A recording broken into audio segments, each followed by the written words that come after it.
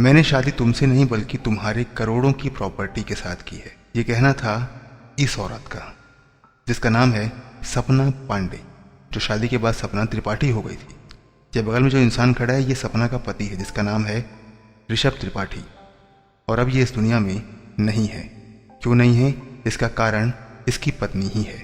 जी हाँ, सपना ने ही ऋषभ को जहर देकर मारा है। और जब ऋषभ मर रहा था, दर्द से तड़प रहा था, तो इसकी हालत को ये औरत अपने आशिक के साथ वीडियो कॉल के माध्यम से शेयर कर रही थी और उसका आशिक इसको डायरेक्शन दे रहा था।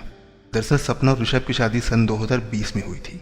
ऋषभ के साथ शादी होने से पहले सपना का राजू गुप्ता नाम के शख्स के साथ अफेयर था, जिसको वो शादी के बाद भी भुला नहीं पा रही थी। और इसी कारण ऋषभ और सपना का समय समय पर झगड़ा भी होता रहता था, जिसको सपना ने एक बहाना बना लिया, या फिर यूं कहिए कि एक टूल बना लिया ऋषभ से और ज़्यादा नफरत करने का। सबसे पहले इसने ऋषभ के पिताजी की हत्या की स्लो पॉइजन देकर, और उसके बाद इसने ऋषभ की मौत का प्लान बनाया। उस प्लान के मुताबिक 27 अक्टूबर को एक शादी का कार्ड आता है। जब ये दोनों उस शादी को अटेंड कर रहे होते हैं, उसी समय राजू और उसके दोस्त ऋषभ की गाड़ी का टायर पंचर कर देते हैं और इस कारण वापसी के समय ऋषभ को गाड़ी को ढकेलते हुए लाना पड़ता है। और उसी समय रात को ऋषभ पर चॉपर से कुछ लोग हमला करते हैं। वो हमलावर और कोई नहीं बल्कि सपना के प्लांट लोग ही होते हैं। ऋषभ चिल्लाता है बचाव के लिए और कुछ लोग दौड़ के उसे मदद करने के लिए आते हैं। उस समय वो हमलावर उसको छोड़कर चले जाते हैं। ऋषभ हॉस्पिटल में भर्ती होता है, लेकिन कुछ दिन बाद ठीक हो जाता है और वापस घर आ जाता है। सपना का दिमाग देखिए, यहाँ पे सपना ने क्या किया कि सपना ने इन सब का ब्लेम डाल दिया अपने एक निर्दोष पड़ोसी के ऊपर और उसके नाम से एफआईआर करवा दी कि उसने ये हमला करवाया है। लेकिन अब ऋषभ बच गया था, इसलिए सपना ने प्लान बी अपनाया। प्लान बी ये था कि उसने सीरियलों में देखा था कि किस तरह से दवाओं का यूज़ करके स्लो पॉइजन के रूप में उसका इस्तेमाल करके किसी को मौत के घाट उतारा जा सकता है। उसने क्या किया कि उसने घर के सामने एक मेडिकल शॉप थी, उसके संचालक को अपने हुस्न के जाल में फंसा लिया और उसको अपने प्लान में शामिल कर लिया। जिस रात को उसने ऋषभ को दवा खिलाई, उसके बाद वो तड़पने लग गया।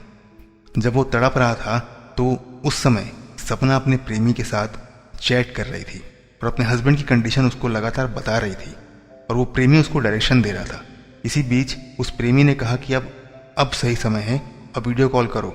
सपना ने वीडियो कॉल किया और वीडियो कॉल के माध्यम से अपने प्रेमी को सारी सिचुएशन दिखाई कि उसका हस्बैंड किस तरह से तड़प रहा है और क्या क्या वहाँ पर हो रहा है। तब उसके प्रेमी ने उसको बोला कि अब इसको लेकर हॉस्पिटल जाओ और सबके सामने नाटक करो कि ये अपने आप मर गया। हुआ बिल्कुल ऐसा ही कि ऋषभ जो है वो मर गया, लेकिन पता ये चला कि इसकी मौत का कारण वो चोटें नहीं है बल्कि कुछ और है। जब पुलिस ने जांच आगे बढ़ाई तो पता चला कि सपना के कुछ लोगों के साथ लगातार फ़ोन के जरिए कांटेक्ट थे। जब सपना से पूछताछ की गई तो उसने सब कुछ उगल दिया। उसने बताया कि वो ऋषभ के साथ पैसों के लिए थी और ये बात कन्फर्म कर दी आस पड़ोस के लोगों ने भी। उन्होंने ये बताया कि एक बार सपना और ऋषभ बहुत ज़ोर ज़ोर से लड़ाई कर रहे थे और सपना ने ऋषभ को गुस्से में ये भी कह दिया था कि मैंने शादी तुमसे नहीं बल्कि तुम्हारे करोड़ों की प्रॉपर्टी से की है। तो सपना का ये जो सपना था प्रॉपर्टी का, वो तो फिलहाल टूट गया है।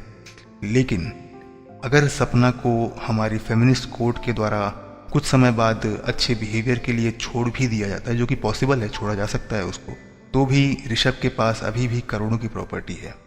और हरियाणा की हाई कोर्ट ने कहा है कि यदि कोई पत्नी अपने पति की हत्या भी कर देती है तो भी उसकी प्रॉपर्टी या उसके पैसों की जो वारिस है वो पत्नी ही होगी। तो जो भी प्रॉपर्टी ऋषभ की है, हो सकता है कि अगर सपना बाहर आए तो वो प्रॉपर्टी अभी भी उसकी ही हो। आपका इस बारे में क्या विचार है, कमेंट करके ज़रूर बताइए। अगर वीडियो पसंद आया हो तो वीडियो को लाइक ज़रूर करिए और अपने दोस्तों के साथ शेयर भी करिए। अगर आप नए हैं तो चैनल को सब्सक्राइब ज़रूर कर लीजिए, क्योंकि हम आगे भी आपसे मिलते रहेंगे। तब तक के लिए मुझे दीजिए इजाज़त। हम बहुत जल्द वापस मिलेंगे। धन्यवाद।